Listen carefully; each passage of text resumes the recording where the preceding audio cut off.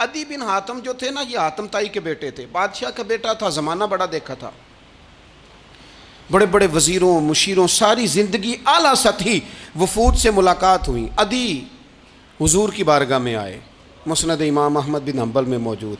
तो इस्लाम पर अभी गुर्बत का दौर था, चंद लोग मुसलमान हुए थे। नबी पाक अलैहिस्सलाम ने फरमाया अदी कलमा पढ़ लो।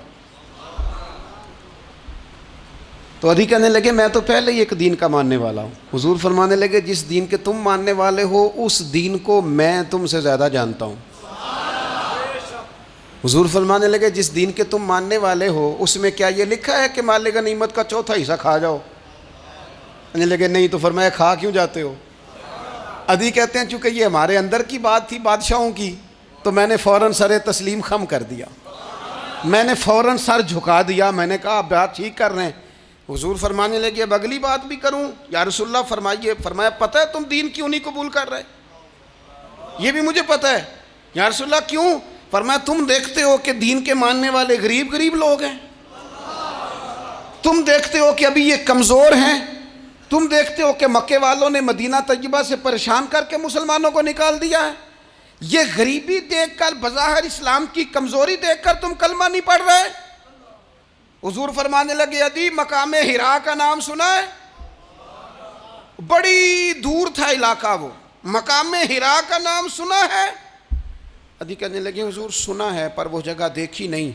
महबूब फरमाने लगे सुन, मैं वो वक्त लेके आऊँगा, मेरा दीन इस तरह नाफिज होगा कि एक औरत मकामे हिरा से ऊँटनी पे अकेली बैठेगी और अकेली आएगी और आके बैतुल्लाह का तवाफ करेगी, सिवाय उसे अल्लाह के किसी का खौफ नहीं होगा, रब के अलावा किसी से नहीं डरेगी। ये दौर आएगा।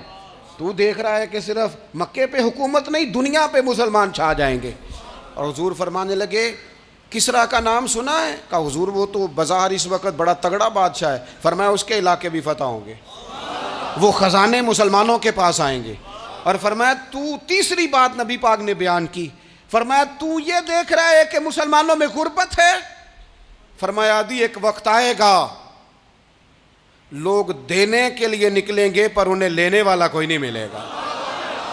एक वक्त आएगा लोग देने निकलेंगे, लेने कोई नहीं आएगा।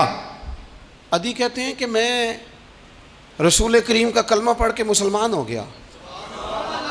अब फिर ज़्यादा दौर नहीं गुजरा, अदी रोया करते थे, हातम ताई के बेटे अदी रोया करते थे और रो के बताया करते थे लोगों वो जो हुजूर ने फरमाया था ना बीबी हिरा से चलेगी और तवाफ़ करेगी, वो बीबी मैंने अपनी आँखों से आती देखी। मैंने उस तन्हा औरत को हुजूर सैयद आलम की पेशन गोई के मुताबिक बैतुल्लाह का तवाफ़ करते देखा, उसे सिवाय अल्लाह के किसी का डर नहीं था। और अदी कहने लगे वो जो हुजूर ने फरमाया था ना कि किसरा के ख़जाने फ़तह होंगे, फरमाया वो जब फ़तह हो रही थी तो मैं खुद उस जंग में शरीक था, मुझे अल्लाह ने मौका दिया, मैं मुजाहिदों में शामिल था। और फरमाने लगे तीसरी पेशन गोई रह गई है, मुझे उम्मीद है वो भी पूरी होगी। हज़रत उमर बिन अब्दुल अजीज़ के ज़माने में आके वो दौर भी आया कि लोग ज़कात देने निकलते थे, लेने वाला कोई नहीं मिलता था। लोग किसी को गरीब समझ के सदका देने लगते थे, वो कहता था भाई ले जा, मैं तो रात खुद दे के आया हूँ। लोग देने निकलते थे, लेने वाला कोई नहीं। इस्लाम की फितरत में कुदरत ने लचक दी है, उतना ही ये उभरेगा जितना के दबा दोगे।